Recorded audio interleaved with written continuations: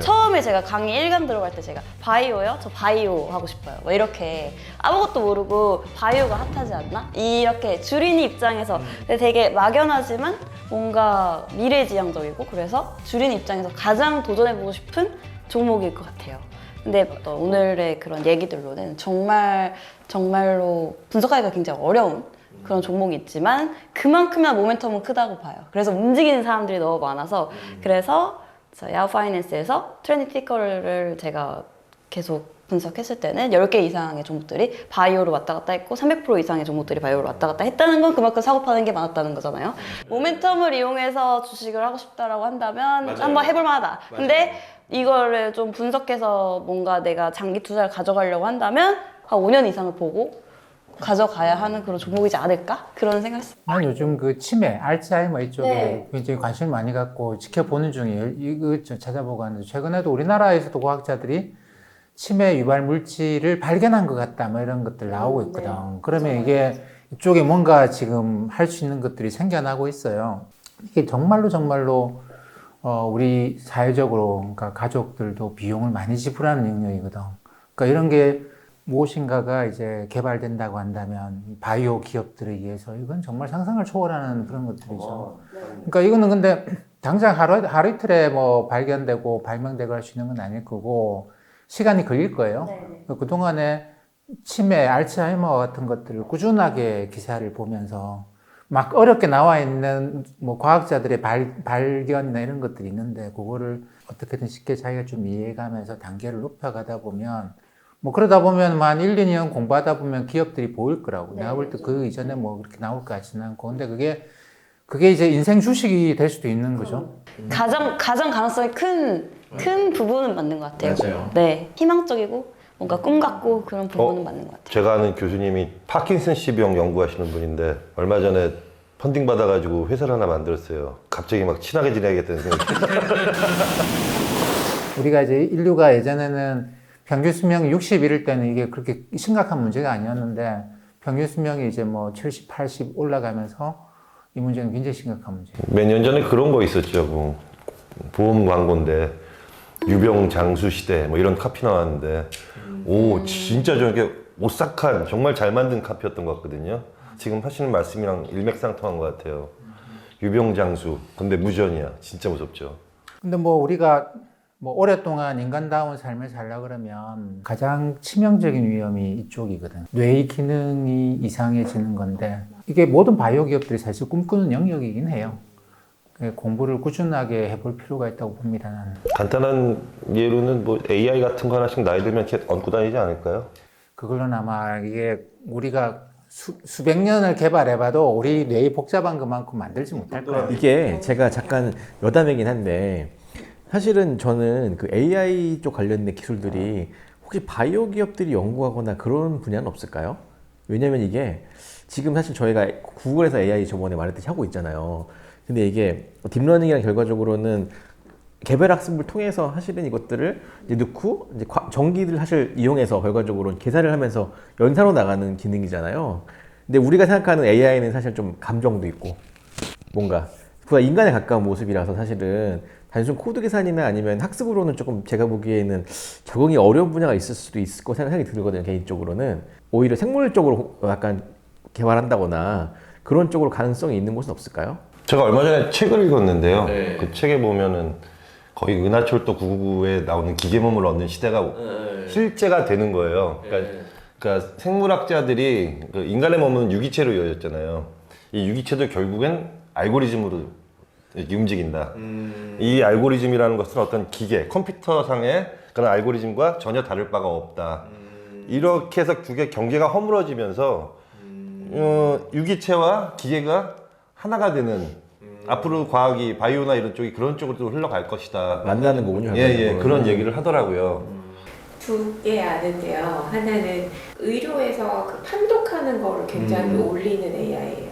그러니까 사진 판독을 의사들이 하는 건데 그 사진을 이제 엑스레이 사진 판독을 근데 올리는 거. 그다음에 진짜 말씀하신 대로 의사가 AI가 나오면 제일 먼저 교체될 직업이라고.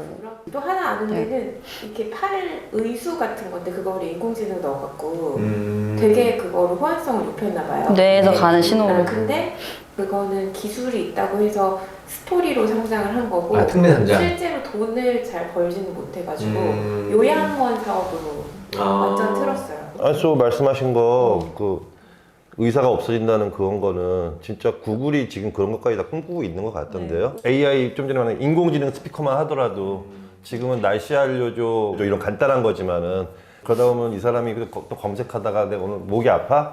목 아플 때 먹는 약? 뭐 이러면은 그런 정보들이 갑자기 목 아플 때 먹는 약이 뭔지 사람들이 많이 이렇게 검색을 최근에 늘어났네. 그러면은 이거 목감기 주의보를 내려도 되겠구나. 뭐 이런 식으로 모든 걸 다 꿰뚫어서 볼 수 있게끔 서비스를 탁탁탁탁 제공한다는 취지인데 약간 그것이 이제 나중에는 또 개인의 어떤 사생활의 어떤 침해라든지 이런 쪽하고 윤리적인 문제가 좀 부딪힐 수가 있겠죠.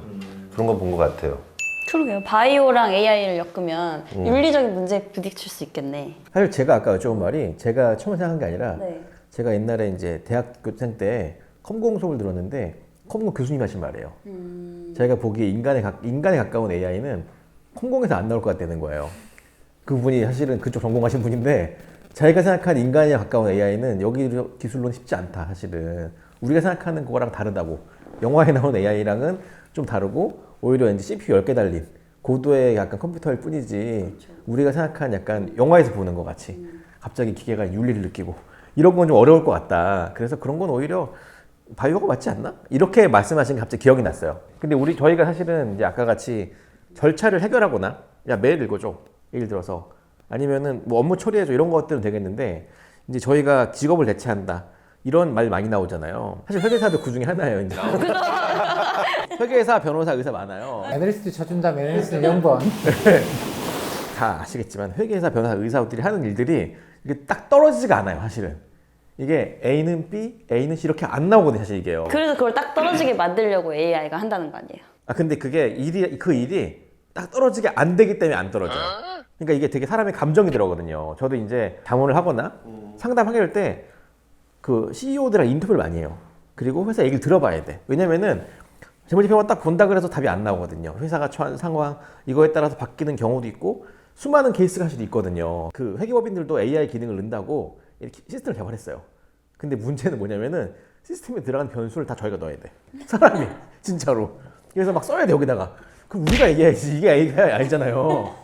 기계의 노예야. 네. 그리고 내가 AI인데 약간 제가 쓴 걸 가지고 컴퓨터가 분석하는 걸 알려줘. 내가 쓴 거지 날 알려주면 이게 무슨 소용이지 약간 이런 거였거든요 지금. 이렇게 AI는. 그래서 이거는 이게 무슨 의미일까 생각이 드는 거예요. 그래서 이게 만약에 아까 같은 고도화된 AI 되려면은 저랑 대화도 가능해야 되고 예를 들어서 내가 들었는데 야 나는 사실은 이건 이렇게 처리되는데 내가 보기엔 난 이렇게 하면 좋겠다. 이런 걸 이해해야 되거든요. 근데 이게 코드로 심으려면 또 내가 가르쳐줘야 되고 그럼 제가 또 AI잖아요. 그럼 의미가 없는 거죠. 그래서 이게 대체가 될 수는 있는데 제 생각에는 지금은 단순히 넣는 코드 방식으로는 안 될 것 같다는 게 약간 저의 생각이 들어요. 그 안 될 것 같은 것 때문에 공상과학자들은 AI로 인하여 인류가 멸종한다 그러잖아요. 이를테면은 그 원주율 파이에 가장 근사한 값어치를 구해라. 열심히 얘가 공부를 하는데 어느 날 얘가 깨달았어.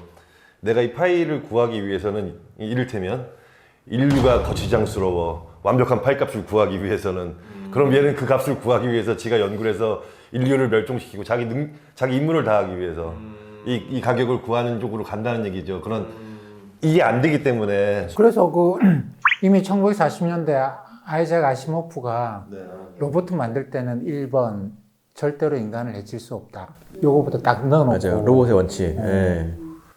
2번이 뭐였지? 이것까지밖에 기억 안 나요. 이게 다들 저희가 염려한 문제긴 한데 AI나 아까 바이오나 저희가 생각한 것 이상으로 조금 뭔가 융합이 될 수 있는 기회가 또 있길 것 같기도 해요. 제가 보기엔 그런 거를 만들면은 오히려 그런 게 또 큰 기회가 되지 않을까 생각이 드네요. 조만간 계속 난 멸종 얘기만 하지. 인류가 이제 멸망한다 그러는데 그냥 망할까 그냥? 아니 사피엔스가 멸망한다 그러는데 그것은 아까도 얘기한 거랑 일맥상통하는 것이 유기체와 기계가 합쳐지면서 경계가 없어지면서 예를 들어서 내가 머리는 사람인데 온몸은 다 기계다 이러면 이거 완전한 휴먼이라고 할 수는 없잖아요. 그쵸. 이런 식에서 사피엔스가 멸종한다 그런 이야기들도 본 적이 있습니다. 야, 오늘 본체랑보다 뒤에 이 얘기가 더 재밌네. 그 아이로봇에 보면 그런 로봇이 나타난 거야. 근데 그 놈이 어떤 놈인지를 모르는 거지. 다 똑같이 생겼어요. 맞아요. 그래서 사람이 이제 로봇을 쭉 앉혀놓고 얘들 어떤 걸 하게 해서 그 오류가 발생한 버그 먹은 로봇을 찾아내는 그런 장면도 있어요. 그 인간이 그 정도 생각했다니까. 그러니까 그런 애들한테 우리 멸종 안 해. 호모사피ens 멸종. 아니 바이오 쪽으로 이제 약간 뭐 기계팔, 기계가 뭔 말은 공부 좀 해봅시다. 예 생각하다 보니까 치매 이런 거 좀 공부 좀 예 해봅시다. 예. 치면 고스톱이 좋다는 얘기. 그걸로 안 된다니까 그걸로. 아 진짜 여기도 나 뭐야? 오늘 어찌됐건 바이오랑 AI랑 어떤 얘기가 어찌됐건 꿈에 대한 얘기가 되게 비슷하게 저는 마지막까지 돌아간 것 같고 하지만 상당히 가까이 다가온 꿈이라는 느낌은 난다. 뭐 이런 생각도 해봅니다. 저 불가능 아니니까요. 예. 마무리 좀 해주실래요? 제가요? 예. 오늘 또 어떻게 마무리해야 되나? 오늘 너무 좋았고요. 이제 갈게요. 바이바이. 감사합니다.